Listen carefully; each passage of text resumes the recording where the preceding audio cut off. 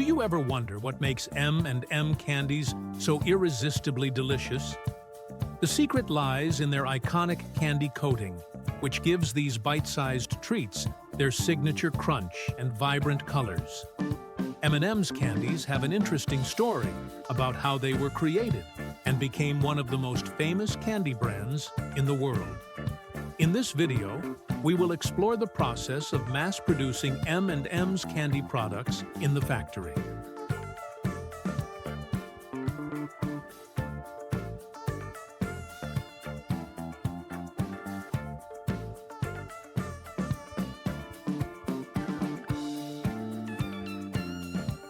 (1941). Forrest Mars and Bruce Murray teamed up to create M&M's. The idea for the candy was inspired by a major historical event, World War II. During the early years of the war, Forrest Mars saw soldiers eating chocolate that had a thin, melting shell. This gave him the idea of creating a chocolate candy with a protective shell that would not melt even when exposed to high temperatures. M&M wanted to sell chocolates that could be sold year-round, especially during the summer months when sales traditionally decreased. Since air conditioning was not available, retailers did not have the means to keep chocolate from melting, and consumers did not buy it. By putting his chocolate inside the candy shell, the chocolate did not melt, and M&M's 3 could be sold anytime.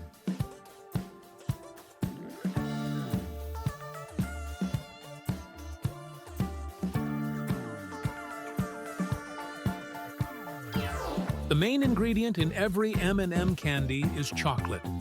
Chocolate is made from the cacao tree. The cocoa tree is a native plant of South America's river valleys. Indigenous people made a drink from the beans of the cocoa tree. The upper classes drank this concoction, which was a blend of the cocoa beans, red pepper, vanilla, and water. Cocoa has a bitter and unpleasant taste, so not everyone can drink or eat foods made from cocoa. They blended the cocoa beans with other ingredients including sugar, cinnamon cloves, anise, almonds, hazelnuts, vanilla, orange flower water, and musk. They ground their new concoction and heated it to create a paste. To make chocolatl, the ancestor of our hot chocolate, the Spanish dissolved a bit of the chocolate slab in hot water and thin corn broth. It will be stirred to dissolve easily and be mixed more evenly.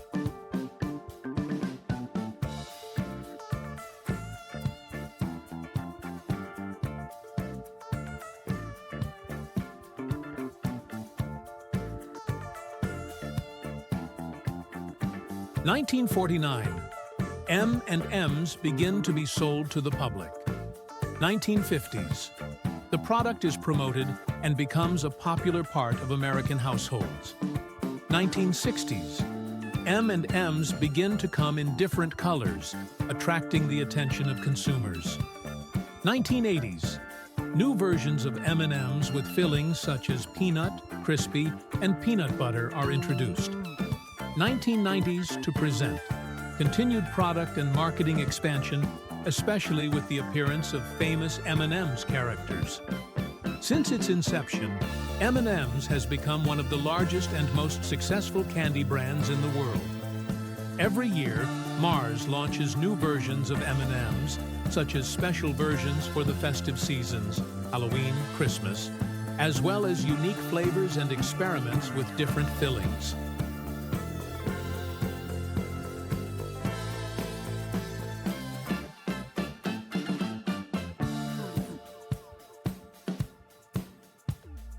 M&M's are manufactured by Mars, Inc., one of the world's largest food and candy companies. The M&M's manufacturing plant is primarily located in Henderson, Nevada, United States. This is one of Mars's primary manufacturing facilities for M&M's, but the company also has other facilities around the world. In addition to the Henderson plant, Mars, Inc. has manufacturing and distribution facilities for M&M's in many other countries, serving the needs of global markets. The M&M's manufacturing process involves several modern technological steps to create the small, colorful candies with shells and fillings. Below is the basic manufacturing process for M&M's.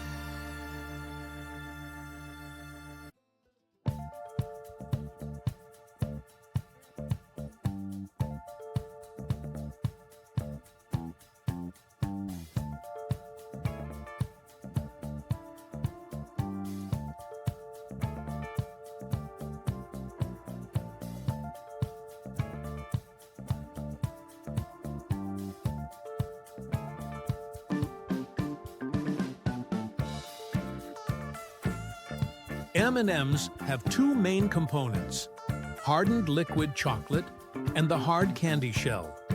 Ingredients include cocoa. Cocoa powder and chocolate are the main ingredients in the filling of M&M's candy. Cocoa is imported from cocoa growing regions and processed at the factory to create chocolate. Sugar, milk powder, peanuts, and other additives. The candy filling has many types such as peanuts, chocolate, peanut butter, crispy rice, caramel, or crispy cookies. First is the candy filling. The candy filling, chocolate, peanuts, peanut butter, is formed into small balls of standard size to easily cover with the shell. After the candies are formed, they are tumbled to make the chocolate center smooth and rounded. Then, they are allowed to harden.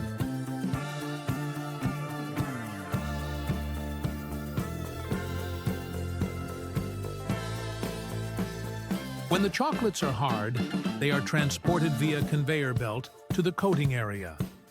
M&M candy coating is more than just a pretty shell. It's a carefully engineered blend of ingredients that ensures a delightful sensory experience. The main components of this coating include sugar, corn syrup, coloring agents, and a food-grade wax. The filled candies are then placed in a panning machine to coat them with a colored coating. This process involves rolling the candies in a thin layer of sugar, which is then colored with natural or artificial food coloring. Each candy is evenly coated with a thin layer of sugar to create the shiny appearance and signature color of M&M's.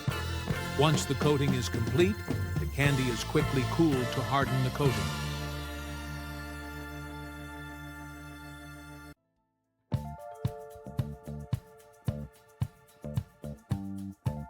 The single-colored batches are combined into the mixtures of red, yellow, blue, green, brown, and orange. They are then transported to the machine that stamps the M on the shells. A special conveyor belt carries the pieces to this machine. Each piece rests in its own indentation. The piece runs under rubber etch rollers that gently touch each candy to print the EM.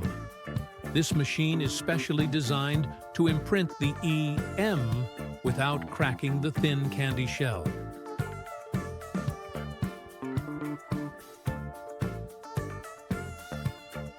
Once completed, the candy is inspected for quality, including checking for uniformity in size, shape, color, and coating consistency.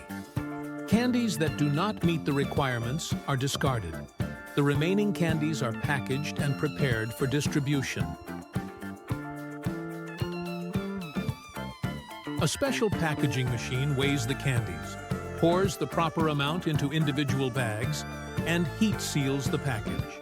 The finished packages are moved along a conveyor belt to a machine that assembles the shipping cartons and fills them with the appropriate number of candy packages.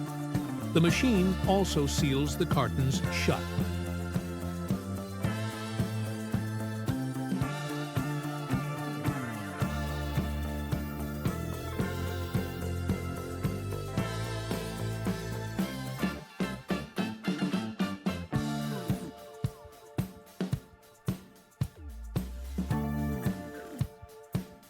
Thank you so much for watching the video. If you like it, don't forget to like, subscribe to the channel, and share your opinion in the comments. I look forward to receiving your feedback to improve the next videos. Have a great day. Nowadays, the consumption of fast food has become very common, and KFC fried chicken has become a dish that is extremely familiar to everyone. KFC has succeeded for over 7 decades in showing the world how to leverage a simple recipe that satisfies taste buds globally.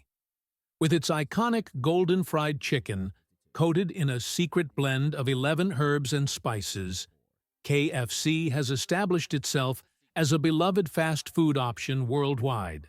But to achieve the popularity it has today, there is a long and fascinating journey behind the person who created this dish. That person is Mr. Harland Sanders. Colonel Harland Sanders began his journey at a small gas station in Corbin, Kentucky, where he cooked for passing travelers.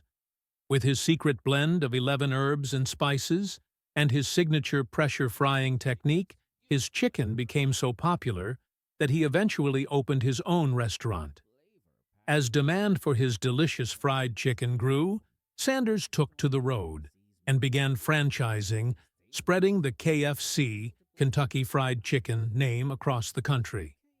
By the 1960s, KFC had adopted a marketing strategy that would grow it into a multinational company, with locations in many countries around the world. Today, KFC is the second largest food chain in the world.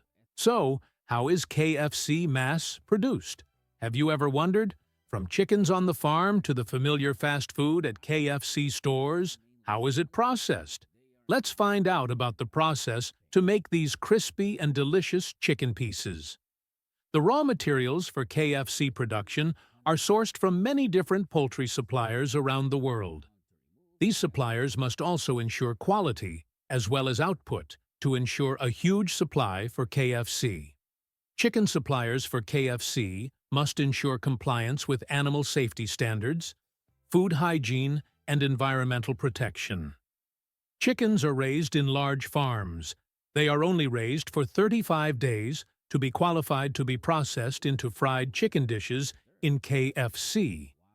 Many chicken farm owners believe that although their lifespan is short, the chickens live in a very good environment to ensure quality and quantity.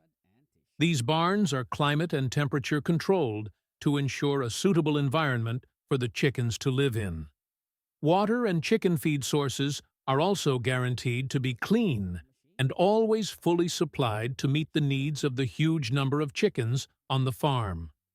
When the chickens are of sufficient weight and age, they will be transferred to processing plants. Every day, the processing plant can process hundreds of thousands of chickens quickly, with an extremely modern machinery system.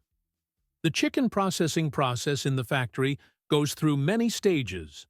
First, they are put into a gas chamber to anesthetize before processing. At this time, the chickens are hung on automatic lines. Then comes the removal of the outer layer of feathers. Hot water is used to make it easier to remove the feathers. After the chickens have passed through the hot water, they will be passed through a machine with many small rubbers that will rotate around at a fairly high speed to remove the feathers from the chicken meat. The outer surface of the chicken will be washed with a high-pressure water jet to remove any remaining feathers, blood, and tissue. The chicken feet are usually the first part to be removed. They will move the chicken through a cutting machine to remove the feet as well as the chicken's internal organs. The machine will make a precise cut around the vent and then use suction or clamping force to pull out organs such as the intestines, liver, heart, and lungs at the same time. The chicken meat and the chicken organs will be checked again by the workers before moving on to the next stage. Workers will check for bruises or other problems that affect the quality of the chicken. Key parts such as breast meat are processed with high precision. The cutting tool based on the pre-programmed program will automatically perform the most accurate way to ensure the product has consistent quality. Breast, wings, and thighs will be divided into separate parts by machines. The separated chicken breast meat will be sent through an X-ray machine to check if there are any bones that have not been removed. If any meat still has bones, it will be detected and sent to another conveyor belt, where workers will check and remove the bones manually. The chicken parts will be delivered to KFC stores after being pre-processed. Here, the stores will marinate the chicken in a secret mixture of KFC. After being marinated, the chicken will be coated with a special fried flour layer to ensure the chicken is evenly coated and creates its characteristic crispiness. Another difference is that KFC chicken will be fried in a pressure fryer. Unlike the traditional way of frying chicken, it will create pressure to help the chicken not only crispy on the outside, but also tender and juicy on the inside. The chicken is served hot with noodles or drinks. Hope the video will bring you good and new information.